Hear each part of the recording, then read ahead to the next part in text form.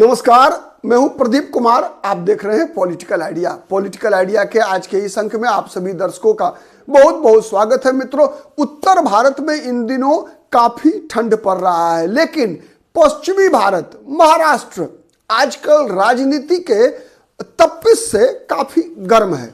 और महाराष्ट्र मित्रों में अभी जो नगर परिषद के चुनाव के परिणाम आए, उसने पूरे तरीके से महाराष्ट्र में चूंकि गर्मी पड़ रही है अभी भी, लेकिन वहां पर उद्धव ठाकरे को एक प्रकार से और शरद पवार को एकदम ठंडा कर दिया है। अब इन दोनों को लगता है कि राहुल गांधी के बगैर, कांग्रेस पार्टी के बगैर इनका कोई भी भविष्य नहीं है। मित्रों, याद कीजिए 2024 का लोकसभा चुनाव का परिणाम। जब महाराष्ट्र में लोकसभा चुनाव के परिणाम आए तो ये जो महाविकास अघाड़ी, जिस महाविकास अघाड़ी के एक तरह से स्वघोषित मुख्यमंत्री पद के उम्मीदवार थे उद्धव ठाकरे, स्वघोषित जबरदस्ती दबाव बनाया हुआ था कांग्रेस पार्टी के ऊपर कि आप मुझे सीएम का उम्मीदवार बनाओ, तभी ठीक है परिणाम आया। परिणाम महाविकास अघाड़ी के लिए सुखद था। भारतीय जनता पार्टी के लिए जो है परिणाम लोकसभा चुनाव का बहुत ही बुरा परिणाम था। नरेंद्र मोदी की सरकार को बहुमत नहीं मिल पाया अपने बलबूते पर। इसमें माना ऐसा गया कि दो राज्य, उत्तर प्रदेश और महाराष्ट्र ने चूंकि बीजेपी और एनडीए का साथ नहीं दिया, परिणाम अपेक्षा के अनुसार नहीं रहा, इसीलिए भारतीय जनता पार्टी को अपने बलबूते पर बहुमत नहीं मिल सका। उद्धव ठाकरे जब शाम में परिणाम आने के बाद मीडिया के सामने आए तो उन्होंने दंभ के साथ कहा कि महाराष्ट्र में दिल्ली वाला चाणक्य नहीं, बल्कि महाराष्ट्र का चाणक्य शरद पवार की चलती है और यहां उद्धव ठाकरे की शिवसेना की ही चलेगी। उन्होंने कहा कि एकनाथ शिंदे जो शिवसेना को तोड़कर अपनी अलग पार्टी बनाकर मुख्यमंत्री बने हुए थे बीजेपी के साथ, उनके बारे में क्या कहा कि अब एकनाथ शिंदे कुछ ही दिनों के मेहमान हैं। एकनाथ शिंदे के साथ एक भी शिव सैनिक नहीं है, सब के सब छोड़कर अब उद्धव ठाकरे के पास वापस आने वाले हैं। लेकिन फिर 6 महीने बाद जब विधानसभा के चुनाव हुए, विधानसभा चुनाव के परिणाम आते ही पासा पलट गया। क्यों पलटा? कई कारणों में एक कारण यह बताया जाता है उद्धव ठाकरे का दंभ। चुनाव की घोषणा होते ही उद्धव ठाकरे एंड कंपनी ने कहा कि नहीं, अब तो मुझे पहले सीएम का उम्मीदवार बनाओ, तभी हम चुनाव में जाएंगे। उतना ही नहीं, सीट शेयरिंग के मामले में भी उद्धव ठाकरे ने जबरदस्ती अपना दबाव बनाने का प्रयास इस प्रकार से किया कि कई कारणों में से एक कारण यह भी रहा कि महाविकास अघाड़ी जो लोकसभा चुनाव में जबरदस्त परिणाम लेकर आई थी, विधानसभा चुनाव में वो परिणाम दोहरा नहीं सकी, मुंह की खानी पड़ी और सबसे बुरी स्थिति रही उद्धव ठाकरे की। अभी जब नगर परिषद के चुनाव के परिणाम आए, नगर परिषद के चुनाव के परिणाम आते ही फिर से भारतीय जनता पार्टी एक बार, और जो महायुति है भारतीय जनता पार्टी के नेतृत्व में एकनाथ शिंदे और अजित पवार की, बल्ले बल्ले हो गई। विधानसभा चुनाव के परिणाम को दोहराती हुई दिखी है। अब सबकी निगाहें लगी है आगामी 15 जनवरी को होने वाले 29 महानगर पालिकाओं के चुनाव पर, और इनमें सबसे प्रतिष्ठा का विषय है बीएमसी का चुनाव।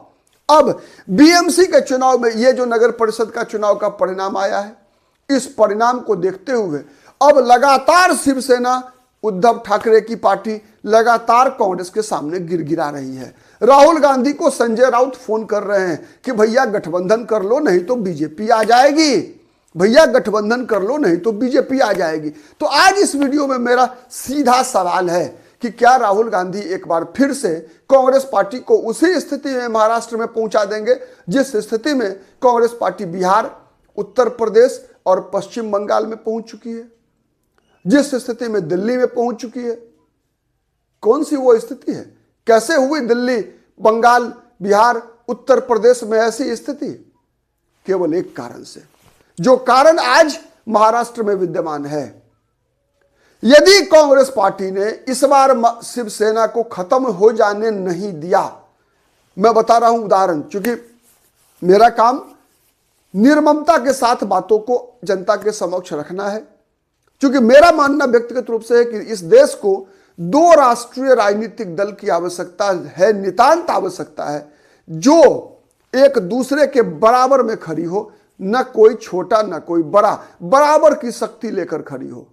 और कांग्रेस का मजबूत होना इसलिए देश के लिए आवश्यक है कि कांग्रेस ही वो दूसरी ताकत है जो राष्ट्रीय राजधानी में, दिल्ली की राजनीति में भारतीय जनता पार्टी को रोक सकती है। तीसरा, कांग्रेस के आज 2025 खत्म हो रहा है में देश भर के अंदर कमजोर होने में सबसे बड़ा कारण कांग्रेस का रहा है कि जहां कहीं भी कांग्रेस पार्टी ने क्षेत्रीय दलों को मदद किया, माने ऑक्सीजन दिया, जब क्षेत्रीय दल आईसीयू में थे, जब क्षेत्रीय दल वेंटिलेटर पर थे, सबका वेंटिलेटर बनने का काम कांग्रेस पार्टी ने किया। शुरुआत उत्तर प्रदेश से हुई। उत्तर प्रदेश में मुलायम सिंह यादव और कांसीराम ने मिलकर चुनाव लड़ा था 93 में। भारतीय जनता पार्टी के राम लहर के बावजूद चुनाव जीते। मायावती और मुलायम सिंह के बीच संबंध खराब हुआ। मुलायम सिंह की पार्टी खत्म होने के कगार पर थी, लेकिन जब मुलायम सिंह यादव की पार्टी उत्तर प्रदेश में खत्म होने के कगार पर थी, तभी कांग्रेस पार्टी ने अपने समर्थन का हाथ बढ़ा दिया मुलायम सिंह यादव की तरफ। धीरे धीरे धीरे धीरे कांग्रेस पार्टी का जनाधार कुछ बसपा में, कुछ भाजपा में, कुछ सपा में चले गए। कांग्रेस बच गई लड्डू, कांग्रेस हो गई कमजोर। अब वही समाजवादी पार्टी, जिस समाजवादी पार्टी को कांग्रेस पार्टी ने अपने कंधों पर बचा लिया था, वही समाजवादी पार्टी कांग्रेस को कहती है कि मेरे पास तो एम है, मेरे पास तो वाई है, आपके पास क्या है? दीवार फिल्म का डायलॉग। आइए बिहार, 1997, लालू यादव जनता दल के राष्ट्रीय अध्यक्ष थे। दिल्ली में जनता दल की सरकार थी, दिल्ली में जनता दल की सरकार थी। देवगौड़ा प्रधानमंत्री थे, बाद में गुजराल प्रधानमंत्री बने। याद है वो दिन? लालू यादव पार्टी के अध्यक्ष थे जनता दल के, लालू यादव को जेल जाना पड़ा। कई बार लालू प्रसाद यादव यह आरोप लगाते हैं ना कि जेल बीजेपी भेजती है। मैं सहमत नहीं हूं, क्योंकि हम लोगों की पीढ़ी ने वो देखा है, वो दिन देखा है। लालू प्रसाद यादव पर जब सीबीआई ने चार्जशीट किया, कौन थे देश के प्रधानमंत्री? एचडी देवगौड़ा। सीबीआई डायरेक्टर कौन थे? सरदार जोगिंदर सिंह। और जब लालू यादव की गिरफ्तारी हुई, चारा घोटाले में जेल जाने लगे, कौन थे देश के प्रधानमंत्री? बताने की आवश्यकता है क्या? भारतीय जनता पार्टी तो विपक्ष में थी, बिहार से लेकर दिल्ली तक। तो सबसे बड़ी बात यह है, तो जब जेल जाने लगे लालू यादव, तो पार्टी टूट गई। लालू यादव ने राबड़ी देवी को मुख्यमंत्री बनाया, इसीलिए पार्टी टूटी। लालू यादव अगर शरद यादव या और किसी रामविलास पासवान या किसी को भी अपनी पार्टी में दूसरे व्यक्ति को मुख्यमंत्री बनाए होते तो पार्टी नहीं टूटती।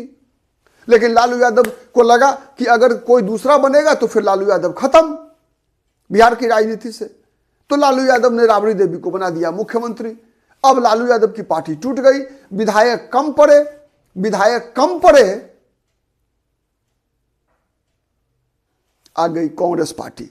सरकार तो उसी दिन गिर जाती, राबड़ी देवी सरकार मुख्यमंत्री नहीं बन पाती, बिहार में चुनाव हो जाता। चारा घोटाला के बाद हो सकता था कांग्रेस पार्टी भी इतनी कमजोर तो नहीं रहती, मुख्य मुकाबला हो जाता। तब लालू यादव होते जेल में, राष्ट्रीय जनता दल छिन्न भिन्न होती, नीतीश कुमार उभर चुके थे, नीतीश कुमार और कांग्रेस पार्टी के बीच आमने सामने का मुकाबला होता। नीतीश भले ही जीत जाते, कांग्रेस आज जैसी स्थिति में नहीं पहुंचती। 5 साल के बाद हो सकता था कांग्रेस फिर बाउंस बैक करती। लेकिन आज बिहार की राजनीति में राष्ट्रीय जनता दल, वही राष्ट्रीय जनता दल उत्तर प्रदेश की समाजवादी पार्टी की तरह ही कांग्रेस से पूछती है, मेरे पास तो माई है, तुम्हारे पास क्या है? सच है ना? बंगाल में क्या हुआ 2011 में? 2011 में बंगाल में क्या हुआ? ममता बनर्जी के साथ गठबंधन करके कांग्रेस पार्टी ने चुनाव लड़ा, वाम मोर्चा को हराया, बुद्धदेव भट्टाचार्य और ज्योति बसु को मिलाकर 34 वर्षों के शासनकाल को समाप्त किया। कांग्रेस पार्टी भी साथ में थी ममता बनर्जी के। 44 सीटें, 44 विधायक थे कांग्रेस पार्टी के, या 42, थोड़ा सा मैं कंफ्यूज हूं, चेक कर लीजिएगा, 42 या 44। 5 साल के अंदर ममता बनर्जी ने सभी विधायकों को अपनी पार्टी में शामिल करा लिया। और इस 44 या 42 में अभी हुमायूं कबीर, बाबरी मस्जिद बनाने वाले हुमायूं कबीर भी थे। कांग्रेस को खत्म कर दिया ममता बनर्जी ने। चलिए दिल्ली, 2013 में विधानसभा चुनाव, 15 वर्षों से मुख्यमंत्री थी शीला दीक्षित। अरविंद केजरीवाल कागज लेकर घूम रहे थे, दिखा रहे थे कि देखो ये 7000 पेज का रिपोर्ट, ये 3000 पेज की रिपोर्ट शीला दीक्षित को जेल भेजेंगे। वही अरविंद केजरीवाल मात्र 28 सीटें जीत पाते हैं, कांग्रेस को 8 सीटें मिलती है, बीजेपी को 32। सच है ना, यही आंकड़ा था। सरकार किसी की नहीं बनती दिखती। चुनाव होता दोबारा, हो सकता था अरविंद केजरीवाल का भांडा फोड़ देती कांग्रेस। शीला दीक्षित जैसा नेतृत्व था कांग्रेस पार्टी के पास उत्तर प्रदेश, दिल्ली की राजनीति में। कांग्रेस ने क्या किया, अपने 8 विधायकों के साथ अरविंद केजरीवाल की सरकार बनवा दी। अरविंद केजरीवाल की सरकार बनवा दी, उस अरविंद केजरीवाल की जिसका कि राजनीतिक जन्म ही हुआ था सोनिया गांधी को जेल भेजने के वादे के साथ और शीला दीक्षित को जेल भेजने के वादा के साथ। अब बताइए, इतनी बड़ी बेवकूफी कोई राजनीतिक दल कैसे कर सकता है? परिणाम क्या हुआ? कांग्रेस के जितने भी मतदाता थे, चाहे वो झुग्गी वाले हो, चाहे वो अल्पसंख्यक हो, चाहे वो अब दक्षिण भारतीय आबादी हो दिल्ली की, ये सब के सब कहां चले गए? सब अरविंद केजरीवाल के साथ चले गए। कांग्रेस के पास क्या बचा? लड्डू। अब वही अरविंद केजरीवाल लोकसभा चुनाव, विधानसभा चुनाव में गठबंधन के वक्त कांग्रेस से पूछते हैं कि मेरे पास तो पंजाबी वोटर है, मेरे पास तो बनिया वोटर है, मेरे पास तो मुसलमानों का वोट है, मेरे पास तो झुग्गी वालों का वोट है, मेरे पास तो राखी बिरलान है, मेरे पास तो दलितों का वोट है, तुम्हारे पास क्या है? जबकि ये सब वोटर इसलिए गए कांग्रेस छोड़कर आम आदमी पार्टी के साथ क्योंकि कांग्रेस ने गठबंधन किया था, कांग्रेस ने समर्थन दिया, कांग्रेस ने। कितने उदाहरण दूं भाई? कांग्रेस पार्टी के पास भी महाराष्ट्र में वही परिस्थिति है। कांग्रेस या तो खुद बचेगी या उद्धव ठाकरे को बचाएगी। आप कितने सहमत हैं कमेंट करके बताइएगा। यदि उद्धव ठाकरे बच गए महाराष्ट्र की राजनीति में तो कांग्रेस 1/3 की पार्टी होगी अगले चुनाव में। अगर इस बार भले ही बीएमसी में सरकार बीजेपी की बन जाए, मेयर बीजेपी का बन जाए, 29 का 29 में बन जाए, लेकिन कांग्रेस बच जाएगी। 2 नंबर की पार्टी रहेगी कांग्रेस। लेकिन आप बताइए कि अगर महानगर पालिका, ये 29 महानगर पालिका के चुनाव में कांग्रेस ने अगर उद्धव ठाकरे के साथ गठबंधन कर लिया, साथ दे दिया, तो बताइए कांग्रेस कहां बचेगी? सबसे पहले तो गठबंधन में 1/3 सीट पे लड़ेगी। एक तो पहला अपना आधार वैसे ही संकुचित हो जाएगी जैसे उत्तर प्रदेश, बिहार, दिल्ली, बंगाल में हो गया। उसके बाद शिवसेना के साथ जाने का नुकसान क्या होगा ये बताइए। महाराष्ट्र का मुसलमान कांग्रेस का साथ छोड़ेगा, सच है गलत है बताइए। शिवसेना को नापसंद करने वाला, मनसे को नापसंद करने वाला दक्षिण भारतीय मतदाता कांग्रेस का साथ छोड़ेंगे या नहीं छोड़ेंगे बताइए। मनसे को नापसंद करने वाला उत्तर भारतीय, जिसे वहां मनसे के लोग भैया कहकर चिढ़ाते हैं, वो कहां जाएगा भाई? जो कांग्रेस को वोट देने वाला ये उत्तर भारत का लोग गरीब किसे वोट देगा बताइए? कांग्रेस के पास कांग्रेस कोई विकल्प छोड़ेगी क्या? मुसलमानों के समक्ष, दक्षिण भारतीयों के समक्ष, ये उत्तर भारतीयों के समक्ष? नहीं ना। जवाब दीजिएगा। और यही जवाब देना पड़ेगा राहुल गांधी को भी। राहुल गांधी या तो आज खुद कांग्रेस को बचा सकते हैं महाराष्ट्र में, या फिर उद्धव ठाकरे को। वैसे ही क्या फैसला होगा कहना मुश्किल है, देखते रहिए। जैसे कांग्रेस खुद खत्म हो गई, अरविंद केजरीवाल को बचा लिया, कांग्रेस खुद खत्म हो गई, समाजवादी पार्टी को उत्तर प्रदेश में बचा लिया, ममता बनर्जी को बचा लिया बंगाल में, और लालू यादव के परिवार को बचा लिया बिहार में। वही हाल होगा यदि कांग्रेस ने इस बार उद्धव ठाकरे को बचा लिया महाराष्ट्र में। तो शेष जाने राहुल गांधी, जाने कांग्रेस पार्टी।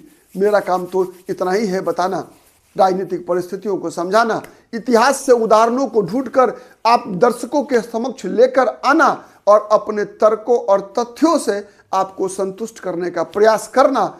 मैं कितना कर पाता हूं आप कमेंट करके बताइएगा। हमारा प्रयास ईमानदारी से किसी भी राजनीतिक दल के पक्ष या विपक्ष में नैरेटिव चलाना नहीं होता। जहां जो दिखता है उसके दोनों तरफ की बात को हम आपके समक्ष प्रस्तुत करने का प्रयास करते हैं। कितना सफल होते हैं जानता है भगवान, ये जानते हैं आप। हमारे लिए हमारे दर्शक ही भगवान हैं। आज के लिए इतना ही। बहुत बहुत धन्यवाद।